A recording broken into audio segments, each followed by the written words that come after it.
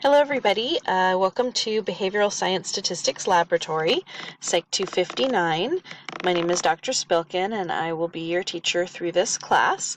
This is an 8-week class, so instead of the full 16 weeks, we do the material in 8 weeks instead, and it is fully online. We don't have any class meetings, so hopefully that's what you are expecting. And this class is going to offer you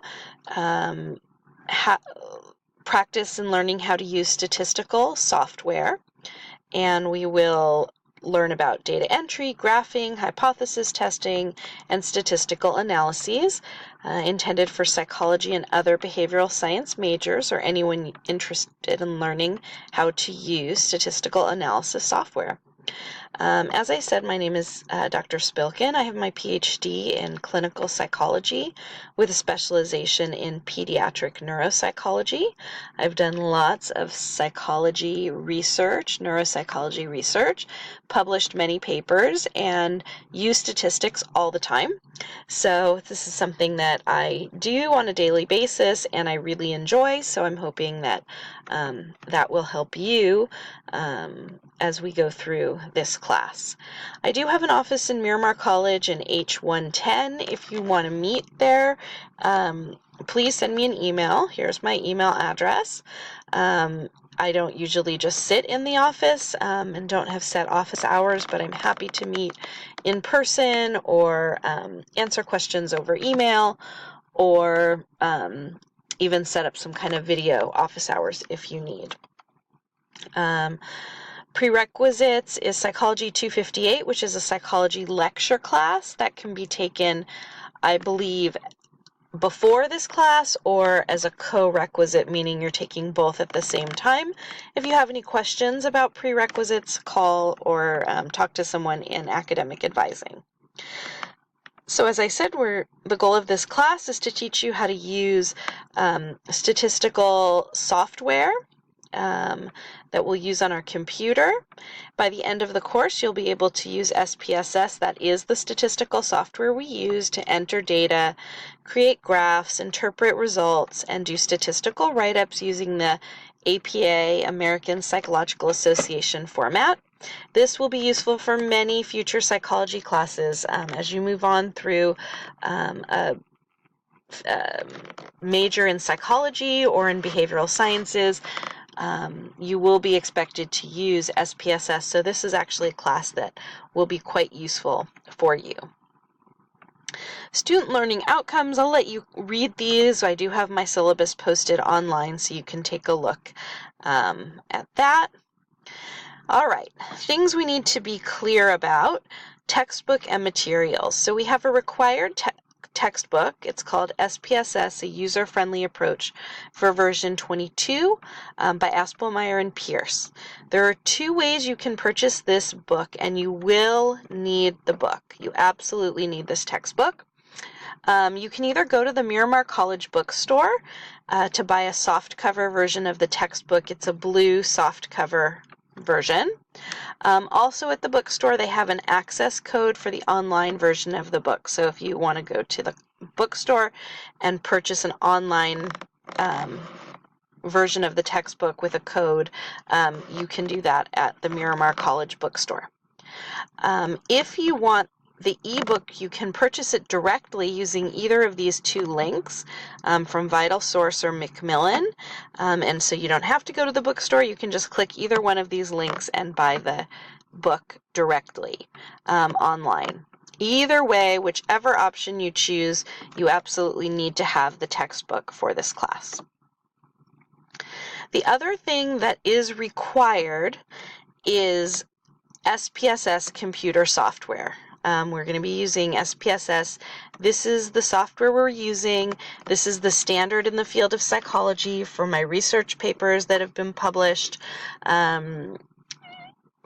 This is the software people use, and there's just no getting around having this software, and that's what this class is teaching you, is how to use this software. There aren't any alternatives. This is incredibly expensive software to purchase, but there is a rental option. as a student who's going through a class where you need SPSS, you can rent the student version, and there is only one place that you can do this. It's called On the Hub eStore, and you're buying IBM SPSS Statistics version 25. 24. The version that you want is called the Grad Pack. That's the student version, the Grad Pack, and it's offered to you to rent for a very, very large discount. I have a link here for you to click, and then be sure you choose Windows or Mac, depending on what computer you have. Be sure you choose the right one. And also, look, there's a lot of options. You want the base Grad Pack for a 6-month rental. There's a 12-month rental. There's different packs. You only need the base Grad Pack for a 6-month rental. That's $42.99. That is an extremely big discount. If you want to purchase the student version, you can see it's over $1,200. So renting it for 6 months for $42.99 is a great version.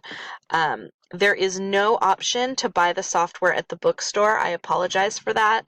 I, as well as the bookstore, have tried to make any other arrangements, but this is the only way to get the student version at this very, very discounted price. So you'll use this website and be sure to rent the 6-month rental of the base Grad Pack. Also, in order to get that great price, you need to register on their website to prove that you are a student. And in order to do that, you'll need to take a screenshot of your class schedule to verify that you're a student. Typically, they ask for a school-issued email address, but we don't have school-issued email addresses at Miramar College. So the alternative, and I have talked to them, and this will work if you follow these directions, is to take a screenshot that is complete. It needs to have your full name, the name of the school, and the class you are currently taking. So bring your class schedule up online, take a screenshot that has your full name, name of the school, and the class you're currently taking. You can't send them a picture of your school ID because it doesn't have all that information, and I've posted more information about this in our Week 1 module. Because this is an online class, you will need access to a computer for the entirety of the course. You have to be able to use SPSS and access Blackboard, so that is a necessity as well. Because this is an online course, there are some guidelines for respectful behavior in an online course. If you have any questions or want to take a look at that, you can click this link for our district guidelines.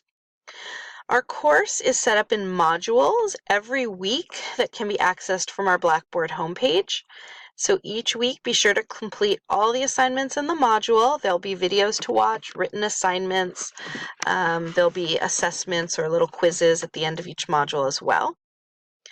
And our assessment methods will be a variety of different methods. So you will, like I said, complete some short written assignments, complete weekly assessments, which are like our quizzes. You have a final project, a final exam. Since this is an online course, all of your assessments listed above will be done online using Blackboard.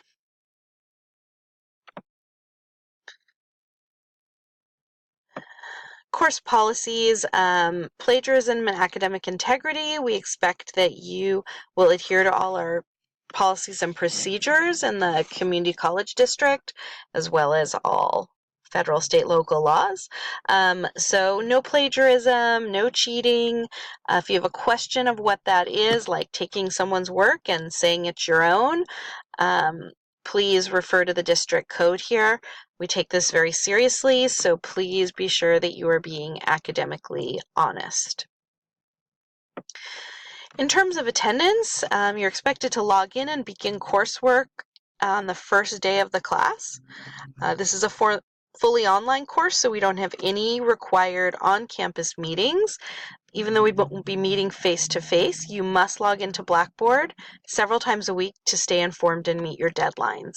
I recommend you log in daily and work through the module day by day, or at least every other day. You have to show continued progress through the course, which is measured by completing your weekly assignments, your homework, your tests, etc. So if you are not doing your assignments, that's the only way that I can really tell that you're attending and participating in the course.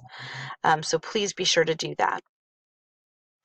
It's your responsibility to drop all the classes you're no longer attending, so I won't be dropping you, but if you stop doing the work for this class but remain enrolled in the class, then I will be giving you a letter grade, and if you haven't done the work, then your letter grade will probably be an F. So if you aren't interested in staying in the course, just remember to drop yourself or be sure you withdraw. The only